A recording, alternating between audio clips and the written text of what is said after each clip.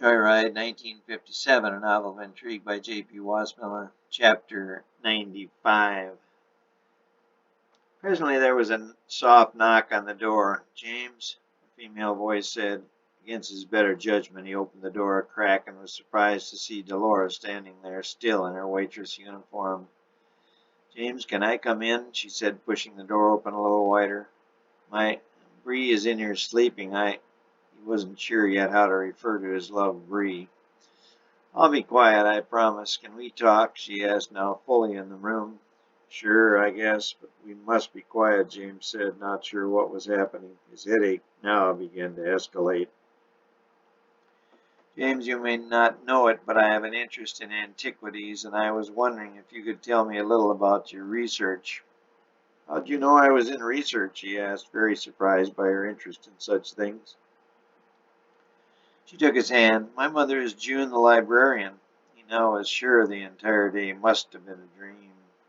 "She's your mother?" he said aloud. The two looked over at Bree, still soundly sleeping in the king bed.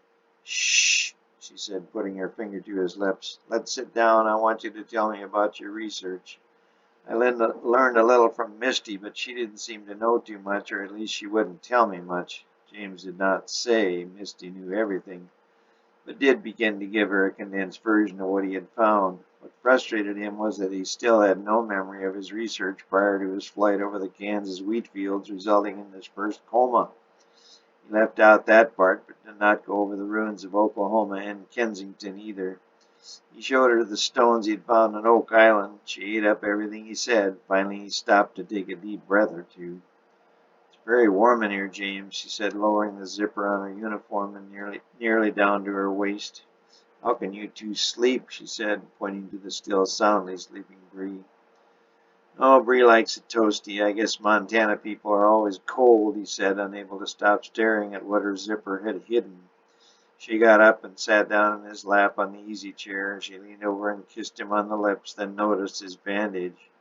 "Oh, what happened?" she said. "Poor baby."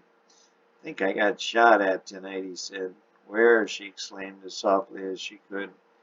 "I went out for some Coca-Cola and someone grazed me, I think from an upper window on Victoria Street." "Did you call the police?" she said. "No, it's just a scratch. I'll do it in the morning." "I can do it for you," Dolores said. "I know all the police in this town." "I bet you do," he thought, but didn't say. "No, I'll do it, but thanks." "James, I'm in love with you. Will you marry me?" she said, squirming on his lap and getting the desired result. He started to say yes, but stopped in the middle. "How old are you, baby?"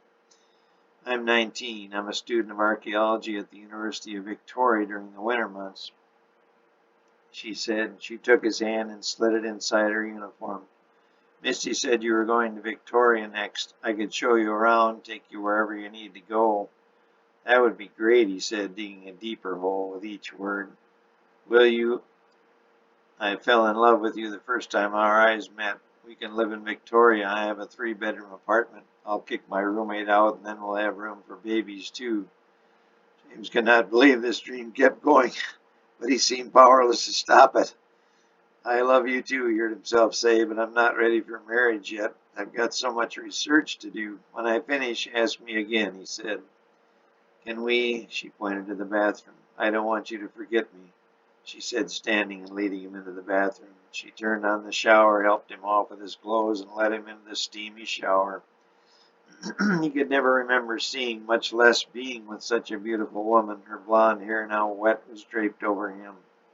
"Smother me with your love," he said as the inevitable began to happen. Just as they reached ecstasy together, he heard a voice.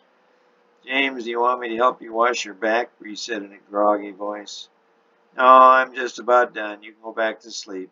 He heard the toilet flush, and then there was silence, all except Dolores' heavy breathing. She was nearly asleep on her feet. James helped her to dry off, and then tried to dress her. Finally, she woke enough to finish the job, and he escorted her into the hall. They kissed for a few minutes. "I love you and I want to marry you. Now you be sure and call me when you are done with your research," she said, kissing him one last time. "I'll call you, I promise. Thank you for being so wonderful. I love you," he said. The two blew kisses to each other in the hall as they parted. He returned to his room and slid into the king bed next to one of his loves, Bree. As he expected, she roused and asked, "How was your shower?" "Best I ever had," he said. She slid over into his arms, kissed him, and the inevitable happened all over again. On cloud nine, Delora headed for the Sacred Heart Church to collect her 200 Canadian dollars, rather her 200 plus 500 Canadian dollars.